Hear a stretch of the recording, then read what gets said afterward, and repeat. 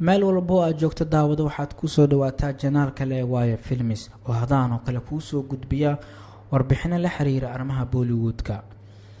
muuqaalkeena maanta waxaan kusoo qaadanaynaa jilayaasha leh xirfadda sare haddana aan Bollywoodka laga bunbuunin, waana kuwo xirfad sare leh filmadana doorar muhiim ah ku leh laakiin aan shaqadooda lagu abaalmarin.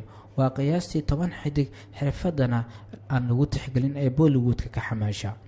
aan isla fiirin warbixintan aan ka diyaarinay xidigada jiliinka sare leh haddana aan la bunbuunin. qofka koowaad waa Sanjay Mishra. haddii aadan soo daawanin filmada Aanqe Deki iyo Katfi Hafa iyo sidoo kale Kamyab, hadda soo daawo. jilaagan film jelista soo gala 1995 ilaa haatana ku jira film jelista wax tixgelin ah kuma haysta Bollywoodka. qofka labaad waa Jimmy Shergill.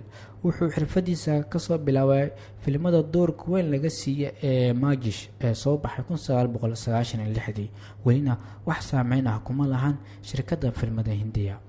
qofka saddexaad waa KK Menon. muuqaalkiisa himad siin ee filimka Special ayaa wuxuu noqday mid hirgale. waa actor leh jilaasar laakiin aan aqoonsi helin weli. qofka afraad waa Vijay Raj. badankeena waxaan ku xasuusanaa doorkiisa mid ku fiican baryaaniga Kristiisa, wuxuuna qayb muhiim ah ka soo ciyaaray filimada Dead Ishqiya, Sorma iyo Dream Girl. qofka shanaadna waa Abarshak Khurana. yaanan xasuusan doorkiisa filimka Dangal, wuxuu doorar fiican ku lahaa filimada Dangal sidoo kale Cambodia iyo Stree. qofka lixaad waa Randeep Hooda.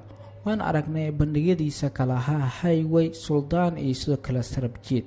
filimkiisa ugu dambeeyo waxaa laga daawaday Netflix. qofka toddobaad ee warbixintan waa Raj Kumar Roy. wuxuu ku soo caanbaxay filimkii la daawaday 2010 ee Love Sexy or Dhoka. waa xidig suurtagal ah haddana xirfad sare leh.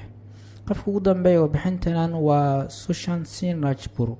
way adagtahay in aad aaminto inuusan dunida ku nooleen. waa actor jilin sare leh haddana aan lagu qadarin xirfadiisa sare oo aakhirkii gaarsiisay in uu qaado niyad-jab.